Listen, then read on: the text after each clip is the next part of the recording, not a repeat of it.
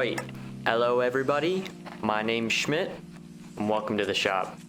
So on this very first rendition of clockmaking, we're going to be making a Strutt Epicyclic Clock, which is a design made by William Strutt and using a book from Mr. W.R. Smith.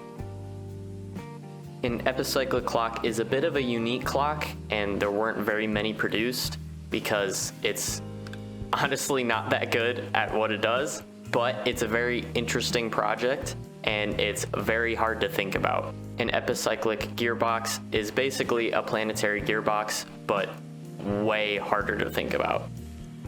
And the first step is to make the clock frames. And rather than using a printout or laser cutting it, I decided to create a instruction sheet and hand scribe every single point, line, and arc manually onto the plates so that then I can manually cut them out. This is unnecessarily complicated, but I think it kind of adds to the bespoke nature of clockmaking, because back in the 17th, 18th century, we didn't have CAD or anything like that, so clockmakers would have to do it this way, scribing by hand, laying out by hand, and cutting out by hand.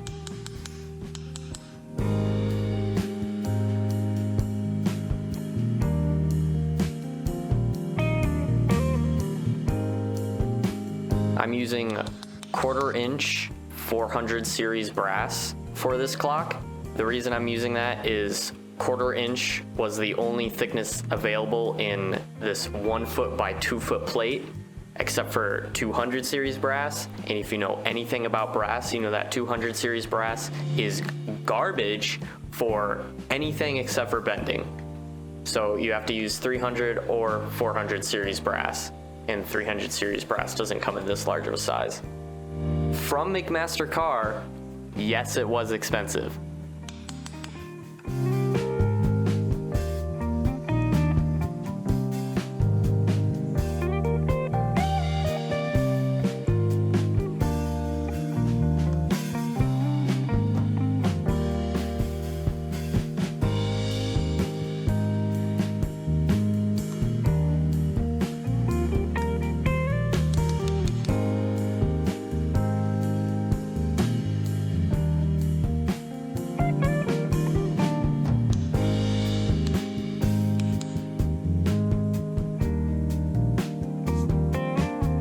On some GoPros, you can replace the lens on them.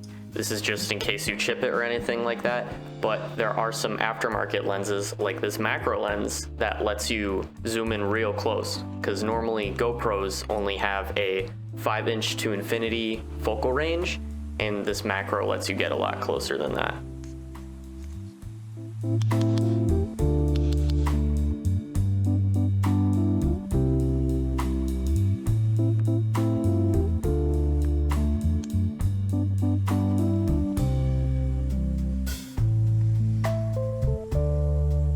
I have points lettered, arcs numbered, and straight lines labeled using the military phonetic alphabet. Points A, B, C, D, arcs 1, 2, 3, 4, and lines Alpha, Beta, Charlie, Alpha, Bravo, Charlie.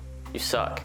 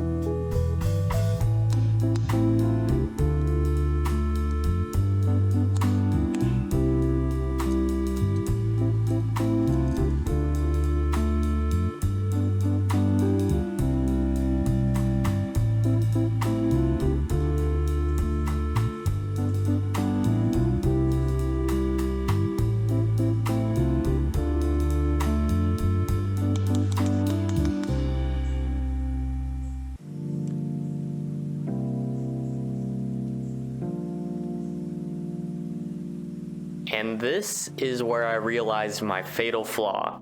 You can see on the right side, this little arc just jumps over this horizontal line, and on the left side, it barely comes under. So that means the entire layout is either crooked or parallelogrammed or something like that. So I had to manually trace back to where this error could have happened that would have caused an asymmetry, because most of these labels are completely symmetric. And I discovered the problem occurred at points B and C, which are the second and third points of the entire layout. Now, the reason this happened was because I had assumed that the plate itself was completely perpendicular. So when I drew this vertical line, I made it parallel to the left edge rather than perpendicular to the bottom edge. And it was crooked, which means that points B and C were slightly skewed, and so the entire layout was skewed slightly.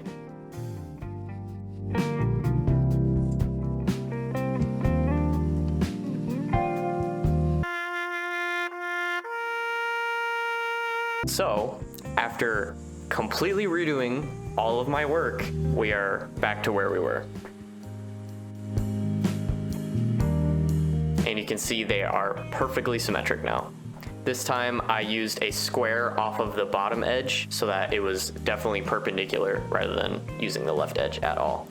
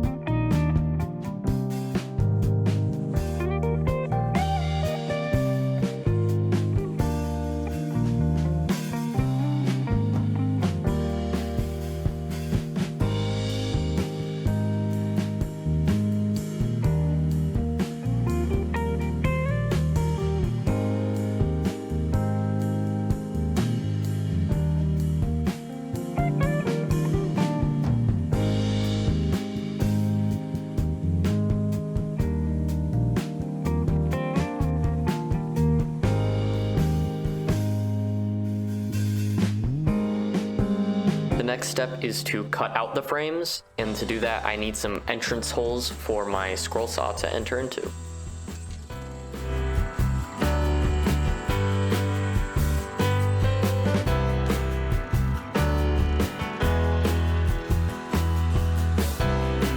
This is my first time cutting this thick of brass on the scroll saw, so my cut is horrible and I got a lot of chatter, but that was a learning experience and I don't have speed control on that scroll saw anyway, so live with it.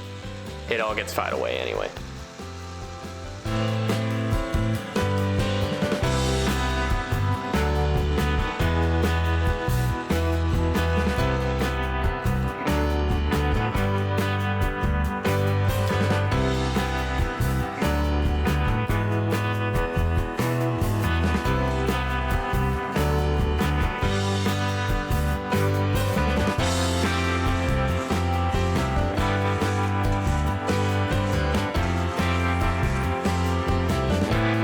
Of course, I need to duplicate that, so I'll just trace that onto the other half of the brass sheet.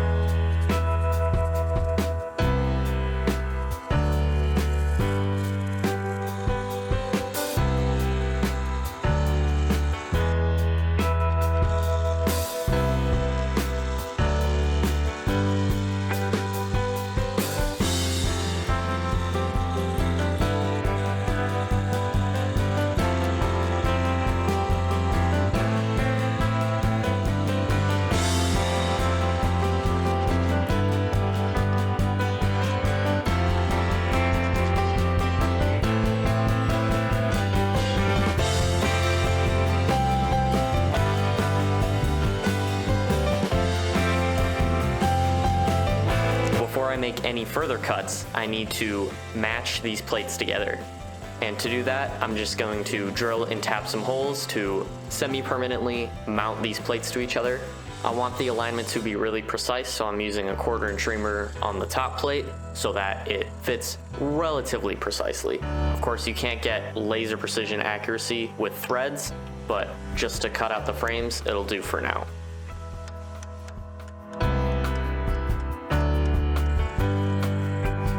And the best way to get a good alignment with multiple bolt holes is you set up one, mount that, then align another hole, set up the second one, and then you can do the rest after that.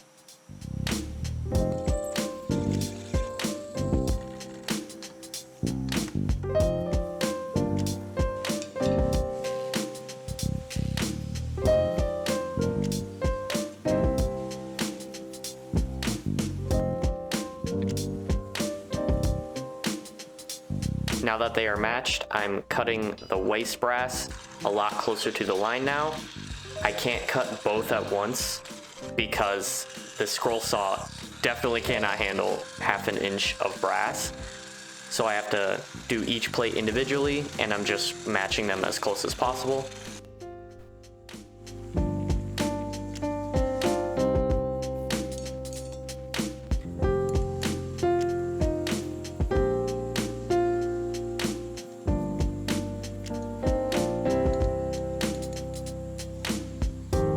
Once I go to the die filing stage, they'll be completely bonded together until I can more precisely mount them to each other.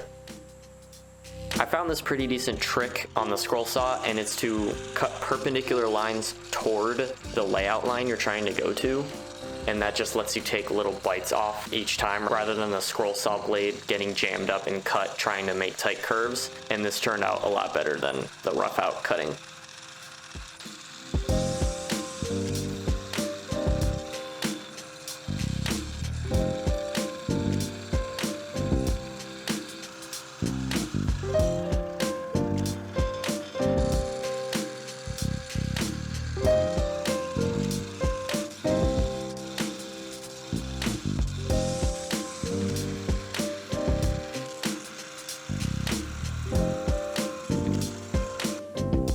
This die filer is actually an old and very large and very overbuilt scroll saw that my stepdad gifted to me, and I just had to make a simple collet to hold files in the main shaft, and it works perfect now as a die filer.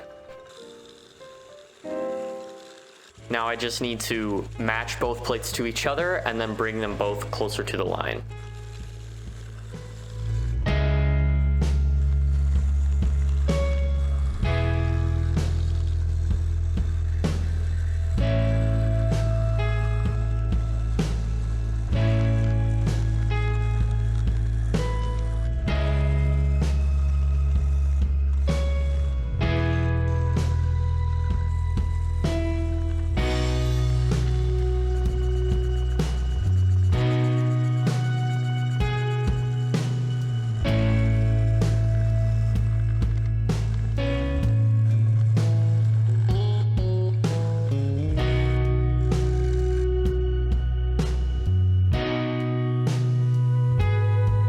The last bit of finishing is lots and lots and lots of hand filing.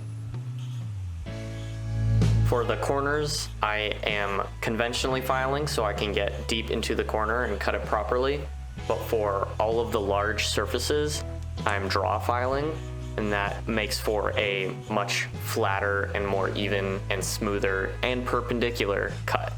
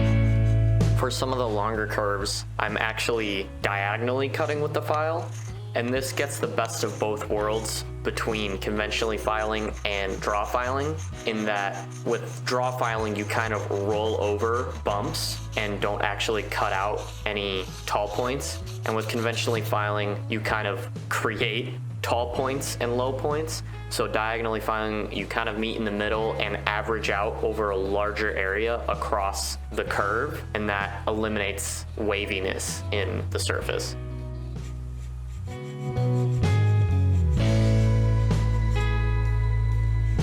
The last step in making the general shape is making sure that the bolt locations and the pillar locations are completely round and concentric to the bolts and pillars. And to do that, I'm making a couple of filing buttons that will mount onto those locations and provide a backing for the file so that I make a perfectly circular and concentric shape there.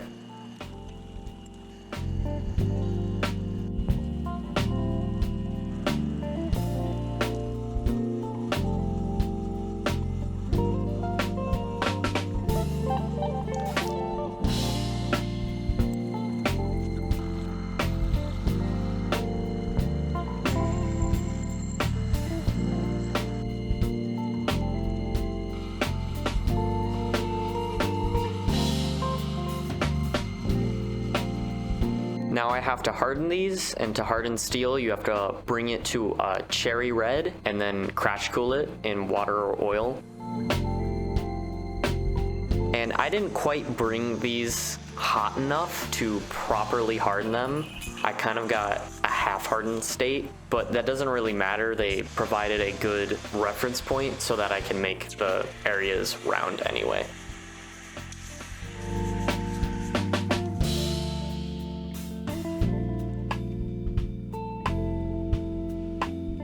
I'm not sure if it was just a type of steel that doesn't harden easily, but it is probably the second option, which is just a skill issue on my part. Now to more precisely align these plates to each other before I take them apart, I have to make tapered alignment pins, and this is a very common tool in clockmaking. What I'm doing here is using a tapered cutting broach, which will allow me to create a tapered hole that is perfectly aligned in both plates, and I'll do that at 2 points. And once that hole is formed, I can feel free to remove the bolts because I know that they will align later due to those tapers.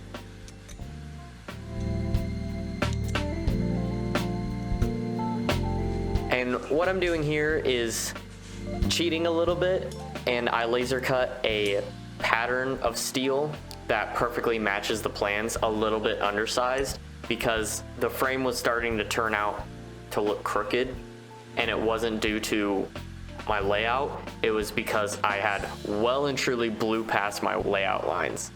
So I have to go back and kind of restart and make sure everything lines up to a proper degree.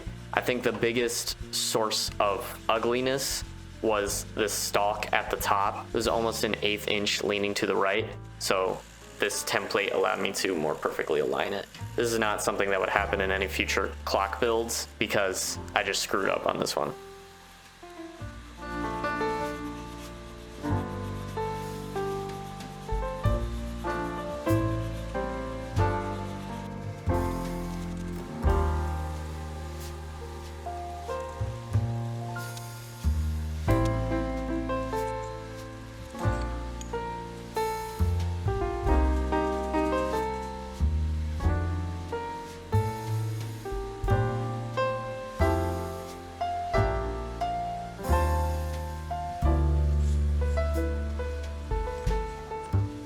Next, I'm gonna clean these plates up a little bit. They'll be fine to work with as is, and they'll be refinished at the end anyway, but I just kind of want it to look more presentable during the videos and to myself, so I can have kind of a good milestone and have something good to look at while I'm aligning everything.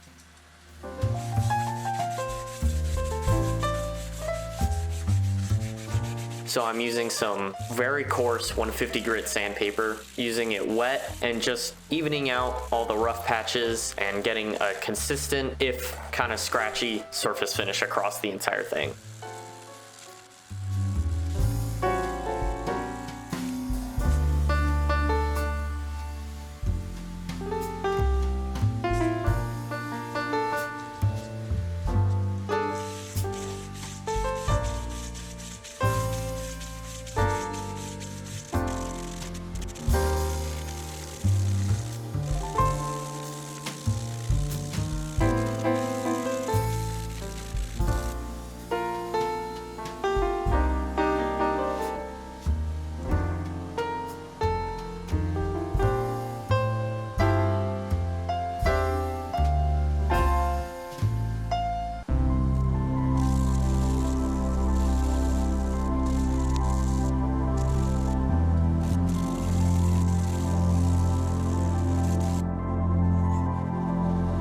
now that the taper pins won't be in the way, I'm gonna actually fit them. And that involves first opening up the front plate holes just a little bit, and that'll make the taper pin sit a little deeper inside them.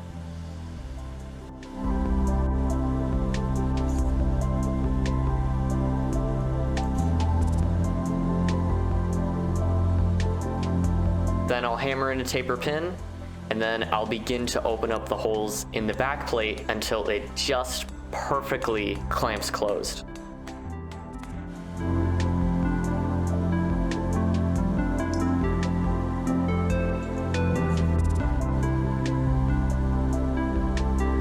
This type of hand fitting is really common in the clockmaking world because in the 18th century, clockmaking was kind of the height of precision, but we didn't have CNC or even lathes and mills that were anywhere near precise enough. So everything had to be fitted by hand, and tapers are one of those magical things that is so useful in so many cases. And here it allows for an extremely precise fitment and refitment. Every time these plates are pulled apart and put back together, they will come back together in the exact same spot every single time.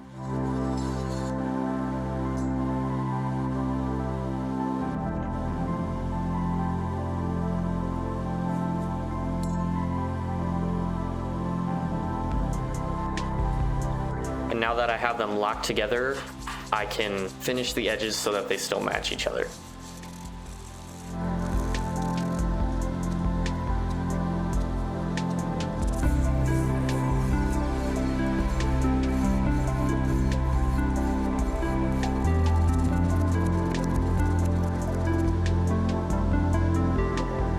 In some of the tight spots, I'm using escapement files, which they're a fine enough cut that they leave a nicer surface finish than the 150 grit sandpaper, so they're perfectly fine to use in these tight corners.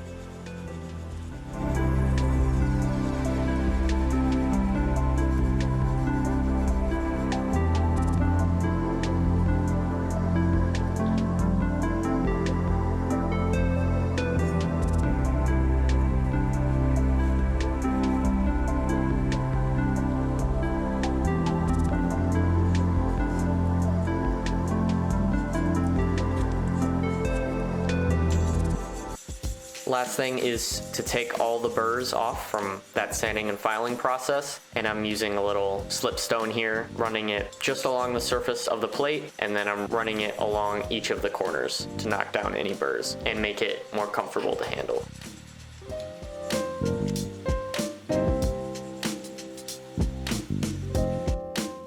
And last thing is to make sure this thing doesn't tarnish while I'm working on it, and I'm using just some microcrystalline wax here to apply to every surface, and that will just make sure it's still pleasant to look at even in 8 months when I finally finish this.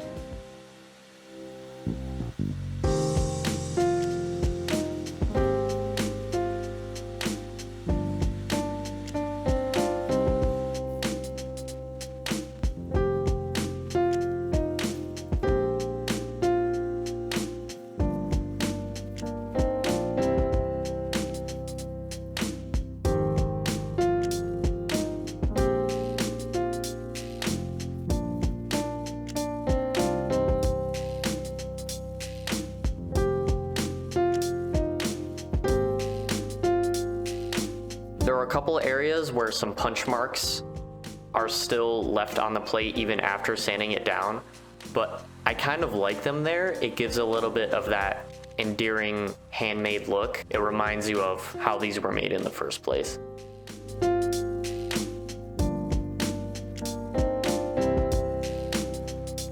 Okay, bye.